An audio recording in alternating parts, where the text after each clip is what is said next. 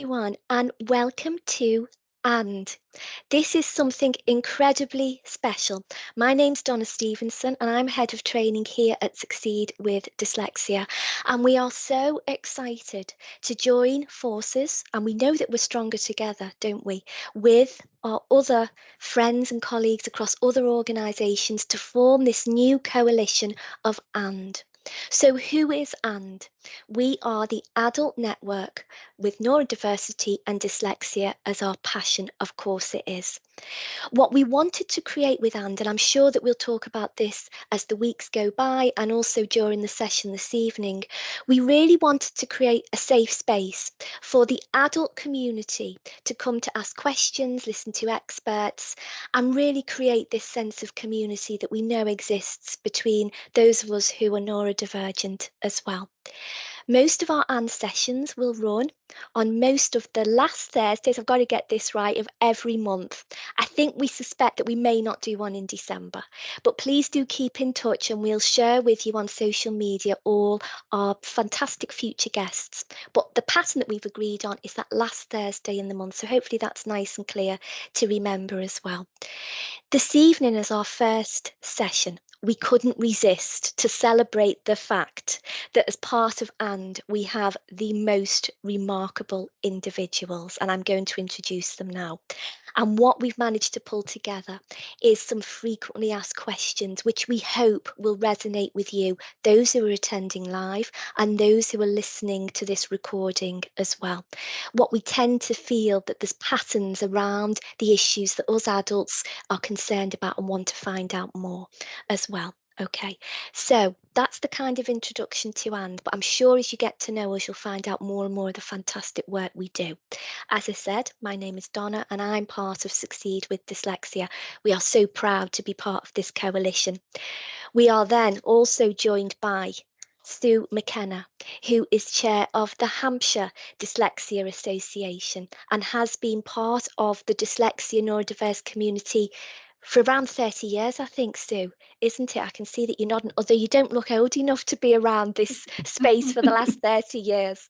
Now, my goodness, you are a specialist in secondary education and also adults as well, which makes you a perfect fit, of course, for the network.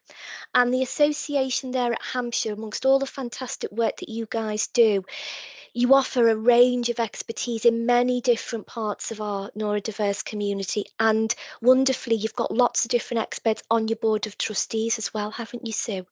That's right. Hello, everybody. And Hampshire Dyslexia Association is older than the British Dyslexia Association. We are 1 year older and we celebrated our 52nd anniversary this year. And we have a board of trustees of 12 people across Hampshire, Southampton, Portsmouth and the Isle of Wight. And we go from preschool, primary up to university and adults. And thank you very much, Donna, for putting this really great opportunity together, because answering emails on the helpline can feel really very privileged, because when people reach out with questions, you want to give them the best answer that you know, and one person doesn't know all those answers. So sharing what we know with Sue and Pat and Donna and all of our people who are joining this evening is really helpful. And as you say, we sharing, networking is so important. So we have a helpline. We answer over 350 emails every year, and more are from adults. Yeah. Thank you, Sue, and thank you for the service of all those years, and for Hampshire. I didn't know Hampshire was that old. Yeah. An oldie but a goodie. So brilliant. And I know that you'll probably share, as tonight certainly, but beyond, tonight as we all get to know each other through the different sessions that we plan to run, we'll get to know the work that we all do around our organisations and of course who we are as well.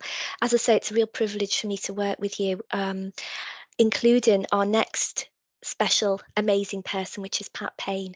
Pat, you are the chair of the Yorkshire Rose Dyslexia Association, and you actually started with those guys again 30 years. This must be something in the water around dyslexia that keeps us all looking young, I think, guys. But you started as a helpliner yourself, and I know you've talked in the past, it was because your own lived experience with your children and so on that got you involved in this space. Yeah. That you've shared that you used to have mostly calls from parents. Now you feel it's about 50-50 with parents still, but a lot of adults, more and more adults. Yeah. And also I'm going to share, and I know you're too modest to let us know this, but you've been a recent recipient of the British Dyslexia Association's Lifetime Achievement Award, haven't you? I was. Yes. That was So quite a again, shock. very well deserved. Pat, before I introduce you, Flood, do you want to say a few words as we get going? I think this is a really good opportunity to share whatever we can with the adults out there. As you said, when I started the helpline, I knew nothing. I started this association with another lady who didn't stay very long. And now the calls I'm getting from parents, I realise this association's been going longer than some of them who weren't even born when we started. Yes. Yeah. And it's a bit scary to think that, but I absolutely love everything I do. To help one person is worth everything we do. And I started back then, and the calls were, I could cope better than because they were usually children, but not any longer. Yeah. I think some of those children have grown up and that's it. But the ones we get now are from the adults who say, and I've said this before, it wasn't recognised when I was at school. Well, many people will say it still isn't recognised in school, and that's the big shame. Yeah. And that's what we've got to do. And this is why we need to support adults now, because some of these adult dyslexics will have dyslexic children. Yes. And this keeps going on and on until we crack this nut, if that's not a silly way of putting it. We're never going to beat it. Yeah. And it's a shame for the number of people, the people joining us tonight, who will all have their own stories, but they'll all be the same. At school, I wasn't recognised. And that's what I think we need this for, to tell those people, yes, you know, there is something out there. Let's all join together. Let's fly the flag and let's make a noise. Yeah. Love it, Pat. Absolutely love it. We don't want anyone to get left behind, regardless of age, isn't it? And I know that's what's driven us all, really. And why, remember a while ago, guys, we had the conversation of why don't we do this? And we've done it. We've actually achieved it. So we begin. And someone that we couldn't have done it without is Sue Flor MBE. Sue, I am so appreciative that you've joined us, and I'm going to introduce you and then I'd love to hear your thoughts. The reason why I say we couldn't have done it without you, because my goodness, you are such an ally and a champion in this space. So I'll introduce you. You are currently the manager of the Adult Dyslexia Centre. So the Adult Dyslexia Centre is the other part of this jigsaw that makes up and with Hampshire, with Yorkshire, us here at Succeed, and of course ADC as well. Again, so happy that you guys could join us. So you're a specialist teacher and assessor. You're also a DSA needs assessor, so this is around students and so on as well. You are a member of the British Dyslexia Association Assistive Technology Committee. You are on the board of the European Dyslexia Association as well.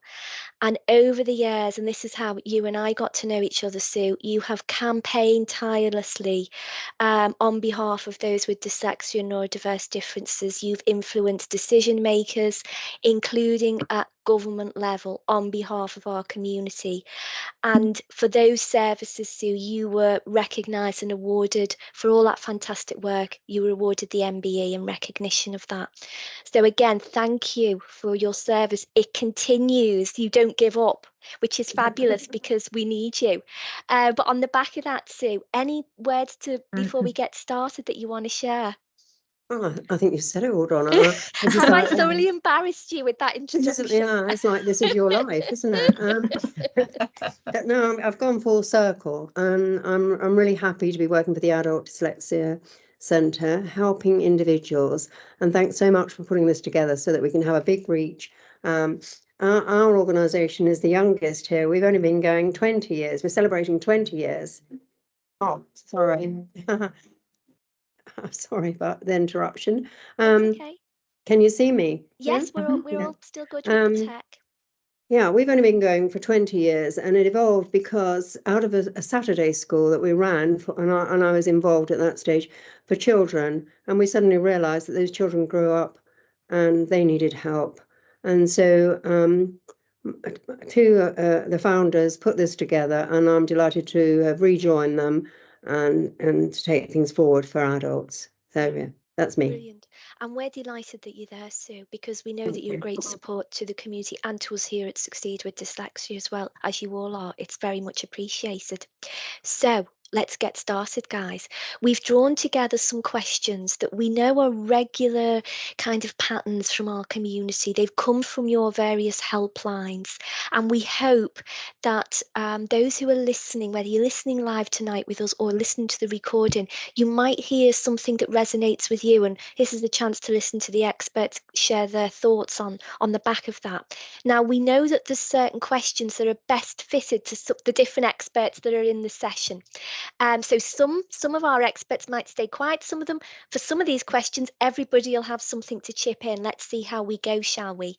But we start off with a really interesting one, and it is, my cousin has to do the Life in the UK test, but she can't do it. And we think that we need confirmation that she is dyslexic to be exempt from this. So can we book her in for an assessment? So we've got a question here about this Life in the UK test, that our new arrivals into the UK have to sit these type of tests and go through this process. Which expert would like to start us off on this question? I know Sue, the other Sue is the expert in this. Yes, Sue McKenna.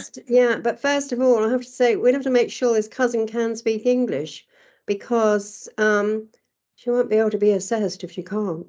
And this is something that we've really come across on our helpline, people wanting to be assessed, to be exempt.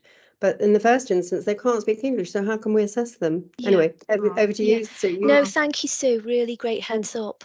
Sue McKenna. Well, yeah, I'm happy to share an experience that we had on the helpline in Hampshire, and I was quite involved in this, and I wrote some notes, and I have a document with some links, and I'm happy to share that with the group.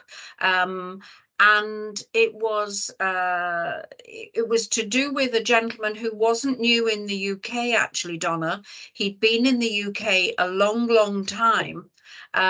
His son was identified at the primary school and had a full diagnostic assessment at the primary school, and was identified as dyslexic, and his difficulties with the test seemed to be with understanding the language and answering the questions in the time.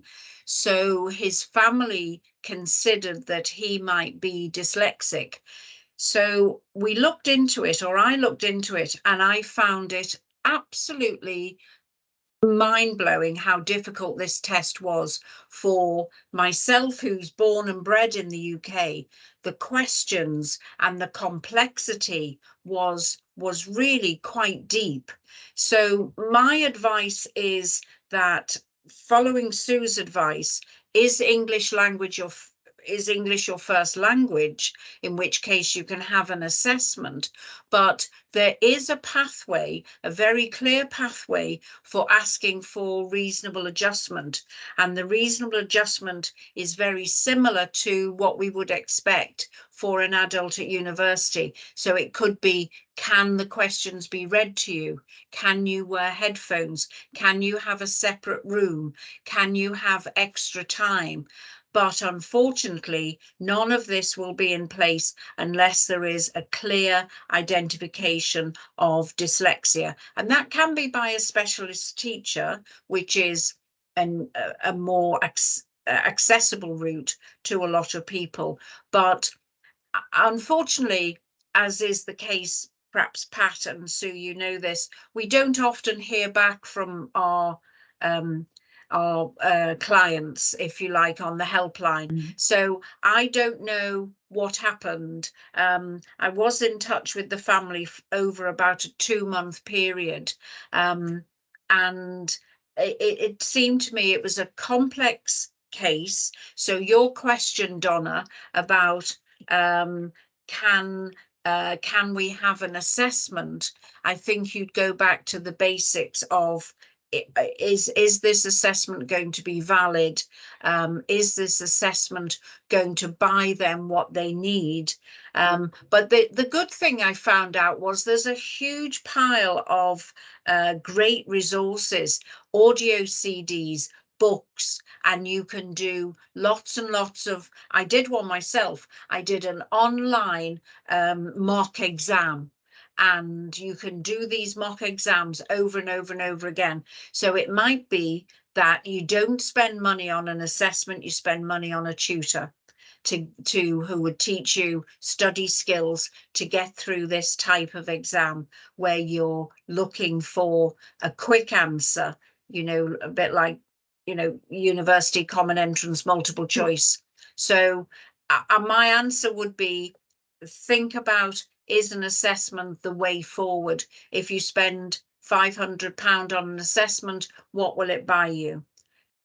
Thank you, Sue. Yes, please do, Sue. And if they fail the test, you know, that's can fail the test over and over again, and it costs a lot of money. This family were on their last chance saloon, Exactly. and every test costs you money. Yeah. So I would say go to your MP. We had one that we suggested went to the MP, and the MP wrote a very good letter. Right. And Thank you, Sue. for those that don't know, MPs usually have surgeries every Friday morning. So if you have a problem about dyslexia that's not being acknowledged out there, they're a good place to go. They love writing letters for their constituents. Yeah, brilliant. That's really good to hear. And Sue McKenna, I know that you're happy to share that booklet you've put together, which is great. At the end of this segment, guys, where I'm talking to our experts in this way and putting questions to them, we're going to pop up email addresses for each of the associations, SWD included. So I'll flag to you which one is Sue's. Obviously, she's based at Hampshire, so that if this is something that you really want to find out more about, of course, you can reach out and ask your own questions, but also ask Sue and the team at Hampshire to share that wonderful piece of work that those guys had worked on. So thank you, Sue, and to Sue Flor as well for helping us with that one. A really also, interesting Donna, question. Yes, go for it. Thank you for raising that, because I'm now going to get back in touch with that family and ask how they got on. Yes. Because unfortunately, with the helpline and everybody listening, you know how life is. Oh, I've moved forward. I've gone. And I never got back to that family, and I will do now. And if I have anything else to share, I will share it with the group. Brilliant. Thank you, Sue. Yes, I'd love to hear that. Because Donna, we know that's a journey. Yes, please do. Can I just down the ride Go of for that? it. It's not particularly this particular question, but it's as Sue said there about an assessment. I get lots of calls asking, how do I get an assessment? And my answer is the same as Sue's. Sometimes an assessment, depending on why you want it, is not the way to go. You get an assessment, you spend a lot of money, and it doesn't bring you anything else. Sometimes it's better finding another way, someone to look at what your needs are, not what the assessment is. An assessment is a very complicated document for a layman to read, and it doesn't often bring you what you would like from it. So it's not the answer to everything, particularly as an adult. The one time you really need it is if you're going to university and have not had any help before. Then it's almost essential. Sorry, it's very true, but we had somebody this week who wanted an assessment, and it turned out that they'd already had one, but they'd put it in the drawer, didn't understand it, and we're just going to have another one in case they understood the next one. And sometimes they just need help in trying to understand the jargon in it. It can be very unhelpful. So we need to make sure they've never had one before. Yeah, because it's valid forever now. That was something that we did campaign for and got through, so that people don't have to keep being reassessed and keep paying out for money. Once dyslexic, always dyslexic. Yeah, thank you, guys. Really wise words. Okay, we move on then. This is another issue that we think people will be interested in. Could we just ask that everybody except our experts just close down their cameras, please, and mute themselves as well? So thank you. It's just so that we can keep it nice and clear that we've just got our experts on camera. Thanks so much. So this is the next question, something that may impact a lot of our listeners about driving. My driving instructor thinks that I'm dyslexic and that I should apply for access arrangements for the test, but I haven't got any proof of that. Could you write me a letter, please, so that I can get some special arrangements? Anyone like to start us off? Oh, I will. Go on, Sue. Since we made the arrangement, if if a person is known to a local association, the local association can actually write a letter. The Driving Standards Agency will take that as evidence, but also the person's school could write one if they, if they haven't long left school and they're remembered there, or so that they're really, really quite helpful there at the Driving Standards Agency, and will accept what do you call it? Soft evidence. Yeah. You don't have to have anything really expensive to prove that you're dyslexic for access arrangements. Of course, if you wanted something like an oral language modifier, that's somebody who will actually change the questions for you and make them and simplify them. You would need some evidence, and then a screening test would be sufficient, and you could get that quite cheaply. There are some good ones out there that are less than £40, and they will accept those. So it's not a big deal to get evidence, really. Yeah. Thank you, Sue. That's quite a straightforward one. Yeah. Pat and Sue, would you like to chip into that? I'd like to suggest that when you have a young adult who's learning to drive, that you consider learning to drive in an automatic car. There is less to learn. There may be some dyspraxic issues, and you can pass your test in an easier manner. And then I don't know why in England you have to have a gear stick, because you never see one of those in America. So just learn in an automatic car. And certainly that's what our daughter did, who couldn't work out how to move her foot and her hand and the eye and the mirror and all of this. And you learn in an automatic car. Your license is an automatic car, and that's what you drive. And she had a very good experience with BSM. And I actually always direct people, when I get this question, to the British Dyslexia Association website, who have a really good information sheet about it, about additional needs when you're theory test and in your driving test. And also test out your driving instructor. If you don't feel comfortable and you're not getting the right vibes, move on. Yeah, thank you, Sue. Anything else to add on the back of that, guys, about driving, or are we okay? Good, perfect answer. Let's move on. My brother graduated 2 years ago, but still hasn't been successful with any job applications, and he thinks it's because he has dyslexia. Is there anyone who can help him? Pat, what do you think about that? Maybe start with you. It's a very tricky one, that, isn't it? Yeah. I mean, is he looking for the right jobs? I don't personally think that being dyslexic would prevent you getting a job. You've got to look for the right job. And I think that's it. Look at your degree. What does your degree suggest? But more important, what do you really want to do? Because your degree, when you took it, started 3 years ago, your life thoughts might have changed. But I'm not going to be rude here, but don't think your dyslexia prevents you. Yes, you might be worried about your dyslexia, thinking that's what it is, but it may not be. You're perhaps just not looking for the right jobs. Yeah. Or, of course, interview techniques could be an issue. If you've not had real training about how to handle an interview, you get nervous and you just fluff things and don't get it right. But if you've got a degree that says that you are capable of doing something, just be sure it's a degree that you really liked and that you can transfer that into work. Yeah, thank you, Pat. Wise words. Very interesting. Could I mention about positive discrimination? So go for it, Sue. Yeah, I mean, I don't have a list of names. You may know more than me, but I know that if you're going for a company who has a real interest in people with a dyslexic brain, lateral thinkers, creative thinkers, problem solvers, then could that person think about those companies? I only know Dyson, is it? And BAE Systems. You probably know more, but think about the company. Do your research on the company. Are they looking for somebody who has a more diverse brain? Yeah. Thank you, Sue. And Yeah, you're right, that's you know, it. some companies really welcome neurodiverse individuals, and so they should. Sue, Flor, I know Yeah. you had your hand up. I know I was going to mention exceptional individuals. Yes, yes.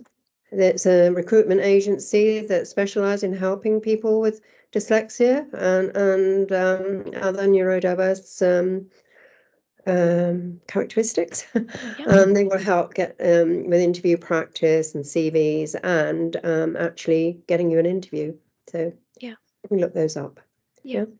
Thanks, guys. I think it's about staying positive, like you say, Yeah. Pat, isn't it? Mm. I'm really celebrating the fact that you are neurodivergent, and think about, okay, you know, I've got dyslexia. What am I really good at because of that? And really, you know, really, I know it sounds corny, but sell yourself in those ways.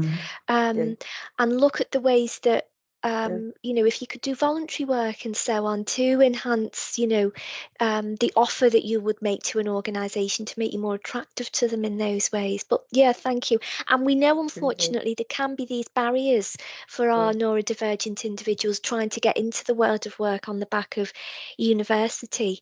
This is a different type of question. If somebody is in the world of work who is in the medical profession. So we've got this question.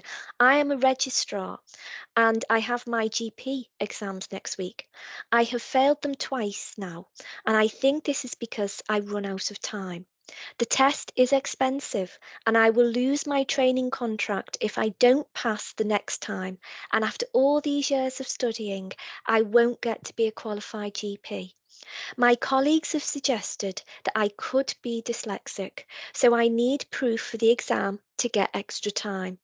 Can you give me information about the test? Who would like to start us off on that one?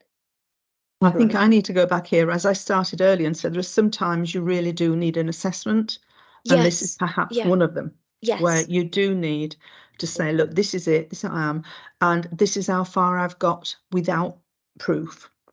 You know, so I'm not stupid, as often dyslexic people think they are, and we all know they're not. But I think this is the one time I would say you do need an assessment with somebody that fully understands where you're coming from, what you need. And the 25% extra time you would get in that exam could make a huge difference. And there could be other things. It's not just the time. So I think this is the one time I would say go for an assessment. And don't give up after all that time. It would be dreadful. But their exams next week, they're going to need more time. They're going to have to defer it. Otherwise, they are going to be struck off. They're going to have to defer. It's going to take people can't just ring up one day and expect an assessment the next. It's quite hard to get one booked, and then it takes several weeks for it to be produced and to apply for the access arrangements. We do get a lot of calls from doctors. And sometimes people think that, you know, that's really strange, that how did they get so far without being identified? And I think that, you know, many people are able to work out strategies, and then they come boom, you know, they've run out of strategies, and that's when they get found out. In fact, the medical council investigated this because they were getting so many applicants from registrars or people who were going for consultancy exams. That why is this happening so late on? And it was because they had worked out strategies and then couldn't go any further. So it's quite normal in all professions to find out quite late. Sometimes people really aged want to know if, you know, when they found out their grandchildren were dyslexic, you know, was that why they had such a difficult time? Yeah. Anyway, that person needs to apply to defer and get it sorted. And to speak to their line manager as well. To speak to their line manager and get support there. Don't do it alone. You know, speak out. If you've kept it hidden for so long, now's the time that you must share. And get support wherever you can. We had a great success story here in Hampshire with a doctor who has had hidden his difficulties for many years and kept failing his exam, and it was the computer multiple choice question that he was failing. And we suggested that he had an eye test, and he was found to have quite strong visual stress, and his eye movements were very unstable. And with the report from the optician, he was able to have the that test put on paper, so he could read it on paper, and he passed, and he is now a GP working in Gosport. And it wasn't difficult to do that, but it took, I know the GMC are extremely strict, but it just needed him to reach out to, and a solution to be found. So it is a really difficult one, because the GMC won't budge unless there's strong evidence. That's right. Yeah, thank you, Sue. Okay. Next question then. I am deaf, but think that I am dyslexic as well. Can I get tested? Who'd like to start us on that one? I have no experience of this. Sorry. That's fine. Thank you, Sue. And thank you for your honesty. You know, this is where we've all got different pockets of knowledge. Sue Flor, is this something that you think you might be able to help us with? Well, there are people who will assess. You know, I can't name them on here, but there are people who will assess for deaf and dyslexia. They must be very proficient in testing and be able to use alternative tests. I think the difficulty has been with deaf people that they are taught to they're taught to visualize a lot, and this doesn't always work for a dyslexic. And so, you know, there can be complications, but yeah, it is possible to assess, but they've got to be really experienced. Yes. So find a trusted expert, Sue. If somebody is wanting to investigate that further, I'm guessing, guys, they could reach out to ADC, the helpline, and ask those questions. Yeah, thank you. Pat, anything you wanted to add to that one? You know, it's a very particular question. It's one I've never come across at all, to be honest. Yeah. Thank you, guys, and thank you, Sue, for sharing your thoughts on that. Another question. I run a group for troubled women. We have had custodial sentences and can't read and write properly. They might need help with that, and we don't know where to signpost them to. So these are people who've had from very challenging backgrounds, poor literacy for a variety of reasons. Some may be, of course, neurodiversity, wanting to turn their life around. What next for those who are trying to, you know, turn their life around in that way? Who'd like to start us off with that one? My experience with the prisons is to direct people to the Shannon Trust, who are within the prisons, but I'm not sure they've got custodial sentences if they are day release, or that might not work, because that's a program that needs to be delivered on a very regular basis. We're currently working with the charity Read Easy, and they've just won a great award in Hampshire, and we're reaching out and working with them in Southampton, and that's a volunteer will work with an adult, and they have their own set of materials, and that's a one-to-one with the Read Easy materials, and that is taking people from no literacy levels at all to reading. So that would perhaps be my signposting. Yeah, thank you, Sue. Sue Flor, anything you want to add to that? No, I think the Shannon Trust are really well known for helping prisoners, aren't they? Yes. And but not everybody knows that they are in prisons and very active. I found the local libraries now are offering an awful lot. They seem to be getting funding to help people with low literacy skills, and not really specialised in dyslexia, but that's a start, isn't it? And then, you know, some associations have got some money. I think there are about 50 associations now for dyslexia around the country. Some have got money, will be able to offer bursaries yeah, for people to get help. People like Yeah. that who Good have idea. challenging Yeah. lives. Yeah. Yeah. Thank you, Sue. Pat, anything further to add on that one? It's The a one tricky thing one, this one, isn't it? It is, but the one thing I would add, not just for this group of people you're talking about, which of course is very important, but for any adult who has not learned to read and wants to. And Sue said earlier, we get lots of much older people, not as old as me, but much older people coming and saying, you know, I've got to this age and I can't read and I would really like to. Mm. And the only thing I suggest to them, and this is a very sort of, Mm. some love it, some don't, but there's a book called Toe by Toe, Yes. which is only about £30, and all you need is a companion, a friend, a pair, you know, a family member who will work through it with you. And it is, I know for a fact, it does work for some people. It's very affordable. You can't always find a tutor, and if you can find a tutor, you know, who pays for it. But for £30, working with somebody, and it's back to the prison things, this has worked very, very successfully in prisons throughout the country. So if a cheap, if it's someone that's sort of, you know, really desperate, it's a very good scheme to try. Yeah. And Can I add to that? Can I add, Donna, that we've just Yes, please do. supported a gentleman who was getting into financial trouble because he couldn't read his paperwork. So he got himself in a bit of trouble by missing his deadlines for his paperwork. And he didn't want to go to Read Easy. He didn't want a physical companion. So we bought him a scanning pen, and he's had the training with the scanning pen. And that's been the answer for that. He's in control of it. He can read his paperwork, and that was a real quick win. Yeah, thank you, Sue. I mean, you've beat me to it, because obviously scanning pens support Succeed with Dyslexia, and we know they've got a fantastic presence within this community. There's lots of assistive technology out there, and I think between you all, you've given a perfect answer. You know, Pat, you've talked about Toe by Toe and so on, and then we're talking about some of the tech that's out there as well. And I think, you know, if people are back into the community, looking into the world of work, the job centre has, you know, specialists in-house who you can go to and say, look, I think maybe I've got dyslexia and so on. So they can support in whatever way as well, as best they can.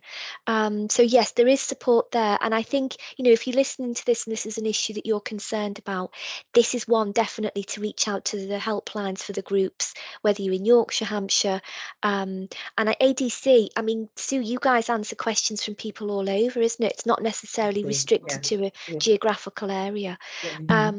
So there's lots of support out there, guys, if you want some further wisdom around that. Guys, I've got 2 more questions I'd like to ask, and then we're going to stop the recording and you know, open the floor to the people who are actually on this session live. The first one, I think, is something that I know certainly from my work here at Succeed, I'm continually being asked more and more, and it is this: I'm sure I have ADHD. How do I get an assessment for ADHD? Who would like to start us on that one? Pat, I saw you were nodding, so I'm going to pick on you first. It's just when we get so many times, the adults that come to me who say this, it's because they recognise it in their children. And then I get stuck because I don't know what you do for an adult, because it's difficult enough to have a child assessed for ADHD.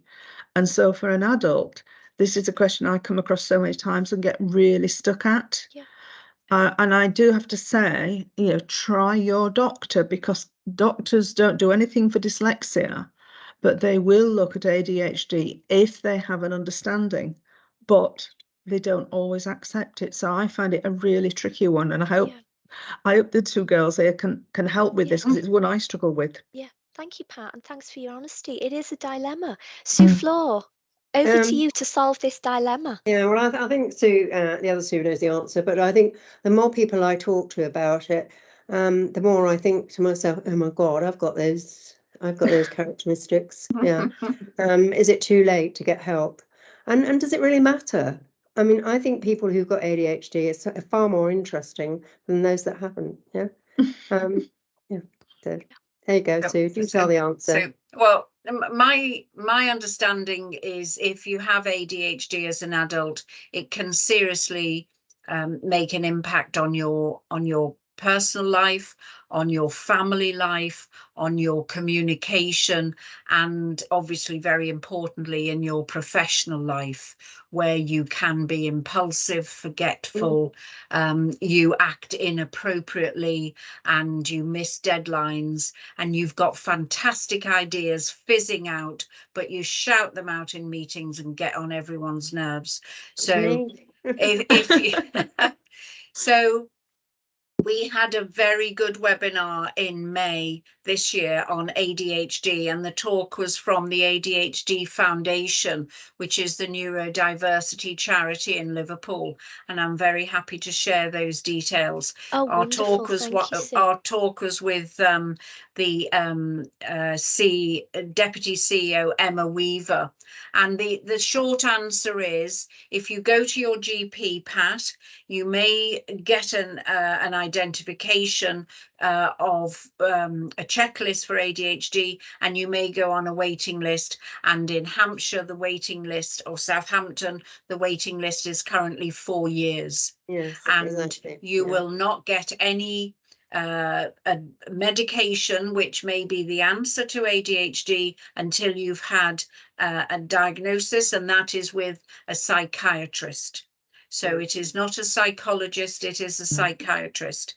And the ADHD Neurodiversity charity in Liverpool has a range of resources, booklets for children, for teenagers, and for adults, and they will do an online screening for you, and they will go through a process, and perhaps many people watching tonight saw a panorama program about clinics which were creaming off people who thought they had ADHD, and they were diagnosed within 30 minutes.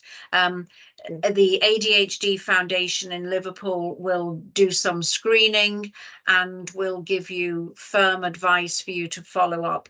But I'm just devastated to say it's going to cost a couple of £1,000. And then you see the psychiatrist. She will recommend some medication and some strategies, and then see how that goes. Go back for a follow-up meeting, £250. 3 months later, go back for a follow-up meeting, £250. And then if all seems to be going well, the diagnosis seems secure, the medication is suiting you, then you can be referred through the NHS to your GP, who will then just give you a monthly prescription for Concerta or what's the other one? Ritalin. But to get to that point, it starts with £2,000.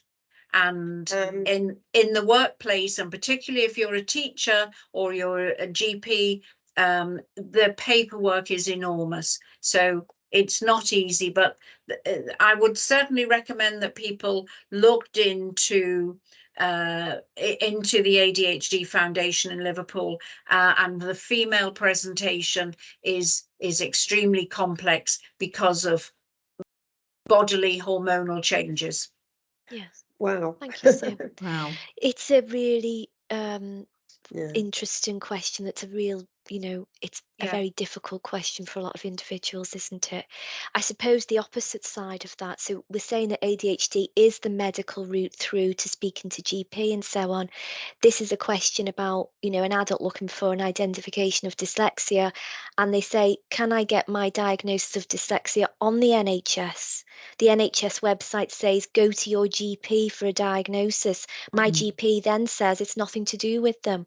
Again, Pat, it's this confusion, isn't it? If it's ADHD, we have a medical road through, but I'm right, guys, it's not for dyslexia. Who'd like to start us off on that? Sue Flores, you want to pick up this? Okay. I think this is a question you've probably been asked a million times, isn't it? Yeah, Do I go mean, to my doctor with dyslexia?